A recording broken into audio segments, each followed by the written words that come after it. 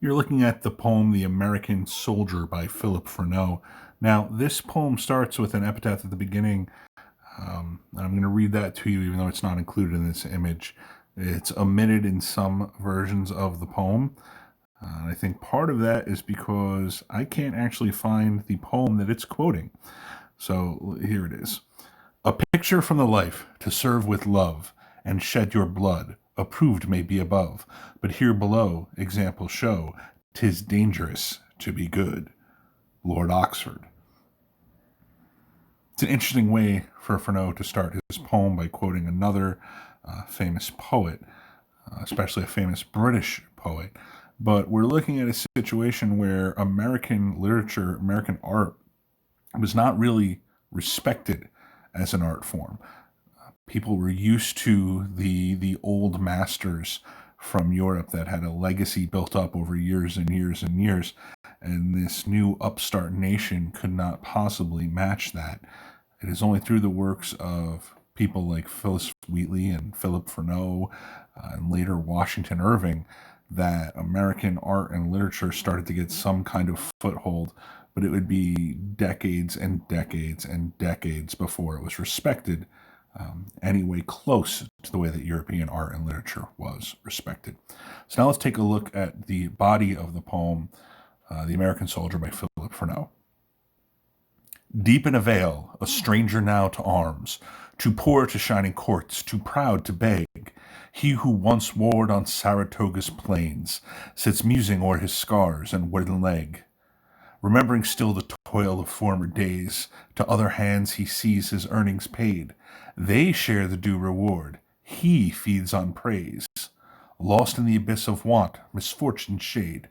Far, far from domes where splendid tapers glare, 'tis his from dear bought peace, no wealth to win.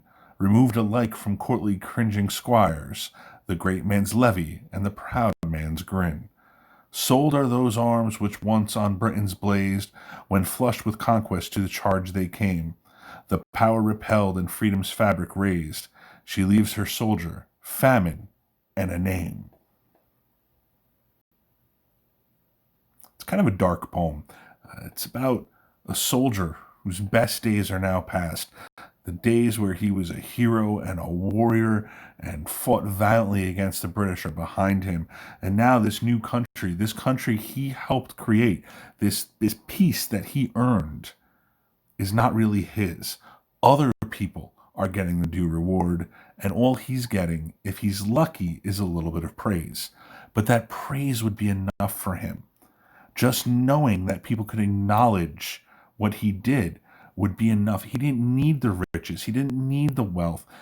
He just needed people to know that he was one of the guys that made the land they were living in possible. So let's break this down a little bit. We'll look at some words here. I had mentioned to you that Freneau likes to talk about American geographical features. He likes to talk about the land. So right here in the first line, you have a vale.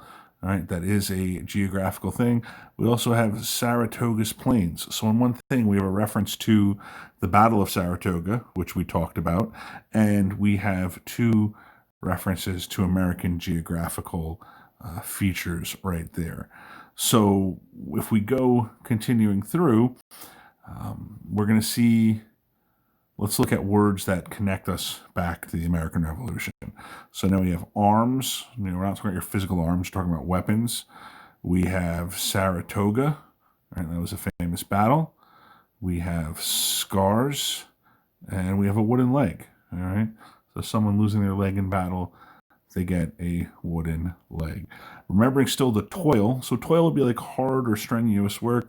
I guess we could probably see that that is a reference to a battle. But let's look at these two lines here. Remembering still the toil of former days, to other hands he sees his earnings paid. All right. So the soldier who did that hard work, who toiled during the revolution, is now watching others appreciate and enjoy the freedom that he earned while not appreciating him for having earned it. So everyone else is getting the reward, but he's the one that did the work. All right. So we do have toil there that we're going to highlight. Let's keep going down.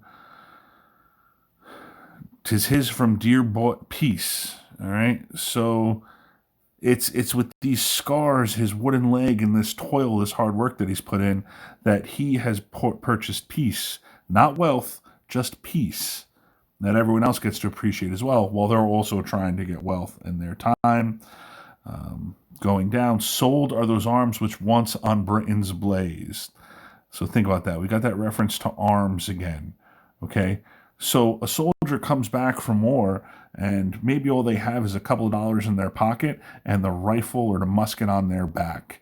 Well, now you're at peace. You're a farmer. You're working in a shop. You're a blacksmith, whatever it is. You have no money.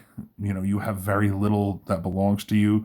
If you need something to sell, maybe it's going to be that musket or that rifle. All right. So to survive, this soldier has sold the musket, which once he fired. It fired upon Britons with a blaze. It beat back the redcoats so that we could win the war as a country. And now he's basically pawned it for a little bit of money to live. "The power repelled and freedom's fabric raised." All right, freedom's fabric raised. If we were in class, I'd ask you what this was. But as is, I will just tell you, freedom's fabric raised. Freedom's fabric, it seems like a pretty clear reference to the American flag, this new American flag, a flag that didn't exist before these soldiers began to sacrifice. So the power repelled and freedom's fabric raised. She leaves her soldier famine and a name. And I don't know if Freneau thinks this is the worst thing in the world. Famine obviously means they don't have enough food, they're starving, but it's not like they're hungry for one day. It's that long, almost permanent hunger, and a name. Okay? And I almost feel like Freneau is saying that name is still worth something.